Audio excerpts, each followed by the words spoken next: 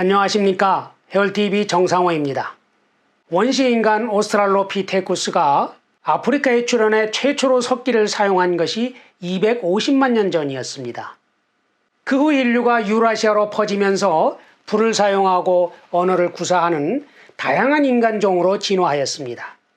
그러다가 7만 년 전 사피엔스가 아프리카에서 이번에는 전 세계로 이동하기 시작했습니다.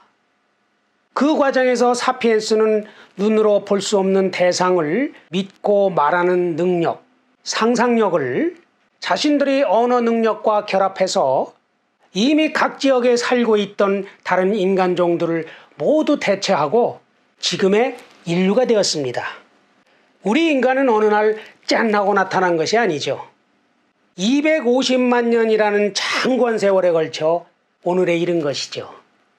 긍지를 느낄만 합니다.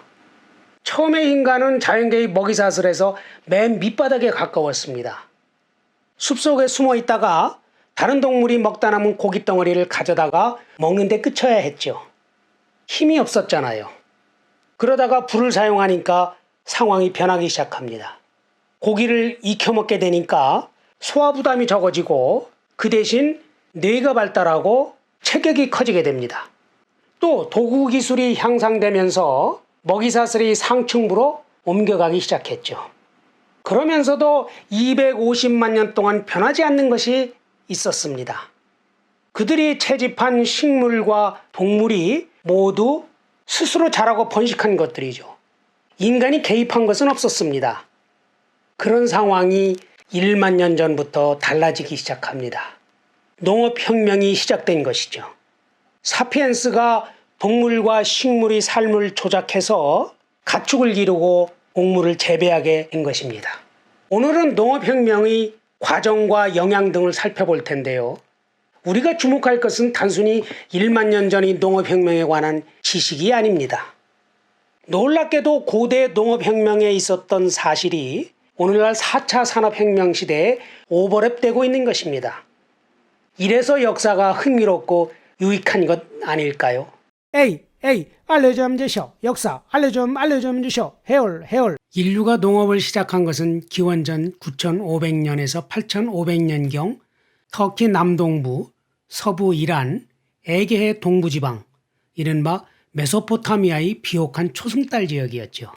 밀을 재배하고 염소를 가축화한 것은 기원전 9,000년경, 올리브 나무는 기원전 5,000년, 말은 기원전 4,000년, 포도는 기원전 3,500년부터 기르기 시작했습니다. 그런데 여기서 재밌는 사실이 하나 있습니다.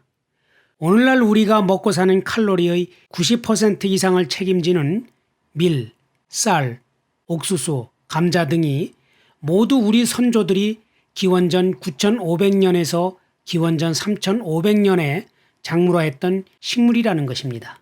그 후에는 주목할 만한 식물을 작물화하거나 동물을 가축화한 사례가 없습니다. 우리 마음이 250만 년간 각인된 수렵 채집인의 것이라면 식탁은 고대 농부나 목자의 것으로 지켜지고 있는 것이죠. 농업이 시작된 시기는 지도에서처럼 지역별로 수천 년의 시차가 있습니다. 그렇다고 중동의 초승달 지역에서 처음 시작된 농업이 차례로 사방으로 퍼져간 것은 아닙니다. 농업이 세계 여러 지역에서 각각 독자적으로 생겨났다는 것이 현재까지 통설이죠. 다만 이 지도는 논란이 많다는 사실을 알아둘 필요가 있습니다. 우선 동아시아만 하더라도 중국의 황허만 표시되어 있고 우리 고대사와 관련이 깊은 홍산 문화, 랴오 문명은 나타나 있지 않거든요. 그래서 이 지도는 계속 새로 그려지고 있죠. 그런데 이 지도를 보면 오스트레일리아나 남아프리카 지역에서는 농업혁명이 일어나지 않았습니다. 왜 그럴까요? 이유는 간단합니다. 그 지역에는 농업과 목축업에 맞는 식물과 동물 후보가 거의 없었던 것이죠. 그곳에 살던 사람들이 지능 수준과는 관계가 없다는 것입니다. 일반적으로 우리는 농업혁명을 통해 인류 문명이 진보했고 가혹하고 불안정하던 수렵 채집인의 삶이 안락해졌다고 생각합니다. 농업혁명이 인간성을 향한 위대한 도약이라고 보는 것이죠.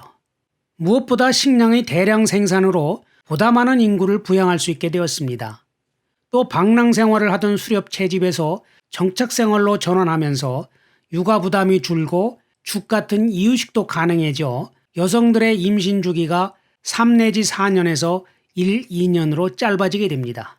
그 결과 기원전 1만 년경 수렵 채집 시대 인구가 500만 내지 800만 명에서 기원 후 1세기에는 2억 5천만 명으로 급증하게 됩니다. 이렇게 증가된 인구가 큰 강가나 들판에 수천 수만 규모로 밀집해 살다 보니 도시를 형성해 혁신이 촉발되어 문명이 꼽히기 시작한 것이죠. 이런 설명이 농업혁명에 관한 일반적인 견해입니다. 그러나 책 사피엔스는 그 이야기가 환상이라고 말합니다. 물론 지금 우리가 누리는 풍요와 안전이 농업혁명의 기초 위에 세워진 것은 틀림없습니다. 그래서 우리가 농업혁명을 놀라운 개선이라고 생각하는 것이고요. 그러나 그것은 수천 년 전의 역사를 오늘날의 관점에서 판단하는 것이고 그 시대 사람들의 눈으로 보면 얘기가 전혀 다르다는 것이죠. 그에 따르면 수렵 채집인들은 그때그때 필요한 식량을 구하면 충분했고 영양 상태도 좋았으며 여유 시간에 활기차고 다양한 방식으로 살았습니다. 그런데 농부는 어땠을까요? 처음에 괭이를 발명해 그 도구로 땅을 파고 씨를 뿌릴 때 이렇게 생각했겠죠. 지금은 일을 더 해야 하지만 수확량이 늘어날 거야. 그러면 흉년 걱정도 할 필요 없고 아이들이 배불리 먹을 수 있겠지. 그러면서 수렵 채집 때보다 아침 일찍 들판에 나와 해질 때까지 더 오래 일했습니다. 초기에는 그 계획이 맞아떨어졌습니다. 그래서 더욱 열심히 일합니다. 그러나 사람은 미래를 정확히 내다볼 수 없죠. 아이들이 숫자가 늘어나 추가로 생산된 곡물은 늘어난 아이들에게 돌아가야 했습니다. 모유를 덜 먹이고 죽을 더 먹이면 면역력이 약해지고 정착촌이 전염병이 온상이 된다는 사실도 몰랐습니다. 또 단일 식량원에 의존하다 보니 가뭄에 더욱 취약해졌고 풍년의 창고에 저장한 곡물을 지키기 위해 보초도 필요해졌습니다. 결국 자신의 삶이 전체적으로 나아진 게 없었던 것입니다. 그렇다고 다시 숲에서 풀을 캐는 옛날로 돌아갈 수는 없었습니다. 더 열심히 일할 수밖에 없었죠. 우리가 큰 집에서 살다가 좁은 집에 들어가 살기 힘든 것과 같은 이치죠. 역사의 철칙 가운데 하나는 사치품은 필수품이 되고 새로운 의무를 낳는 것이라고 합니다. 지금도 이런 예는 많지요. 고속철도, 자동차, 이메일, 휴대전화. 이들 기계는 우리에게 많은 시간을 절약하게 해줍니다. 그렇지만 그 결과 우리가 더 느긋한 삶을 살고 있을까요? 개개인의 입장에서 볼 때 농업혁명도 마찬가지였다는 것입니다. 그러나 호모 사피엔스종 전체로는 큰 이득이 있었습니다. 인구가 기하급수적으로 늘어난 것이죠. DNA 복사본의 개수가 획기적으로 늘었다는 점에서 성공적으로 진화한 것입니다. 사람뿐만 아니라 벼와 밀도 마찬가지였죠. 모두 농업혁명의 물결을 타고 놀라운 속도로 증식에 성공한 것입니다. 책 사피엔스가 말하는 농업혁명의 핵심은 이것입니다. 더욱 많은 사람들을 더욱 열악한 환경에서 살 수 있도록 하는 것. 그러면서도 개체수는 폭발적으로 늘리는 것. 사람들이 이런 모순을 어렴풋이나마 깨달았을 때는 이미 늦었죠. 수천 년 전 과거로 돌아갈래야 돌아갈 수 없는 상태가 되어버린 것이었죠. 그런 점에서 농업혁명은 사기고 덫이었다는 것입니다. 이런 관점에서 볼 때 동물의 가축과는 빛과 그림자가 뚜렷하게 나타납니다. 가축의 수는 획기적으로 늘어났죠. 진화적으로 성공한 것이죠. 그런데 그들 개체의 삶은 어떨까요? 글쎄요. 성공했다고 할 수 있을까요? 야생닭의 자연 수명은 7년에서 12년이고 소는 20년에서 25년입니다. 그런데 가축이 된 닭과 소는 태어나서 몇 주 만에 또는 몇 달 만에 거의 도살당합니다. 수탉이 생후 3달이면 몸무게가 최대로 된다는데 이런 수탉을 몇 년씩 먹여 살릴 농부가 어디 있겠습니까? 또 황소와 말, 낙타는 마구와 굴레가 채워지고 길들이기 위해 수컷은 거세됩니다. 태평양 뉴기니의 부족사회에서 부를 가늠하는 기준은 돼지의 숫자라고 합니다.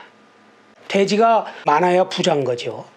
북부 뉴기니 사람들은 돼지 코에서 큼지막한 살덩이를 잘라낸다고 합니다.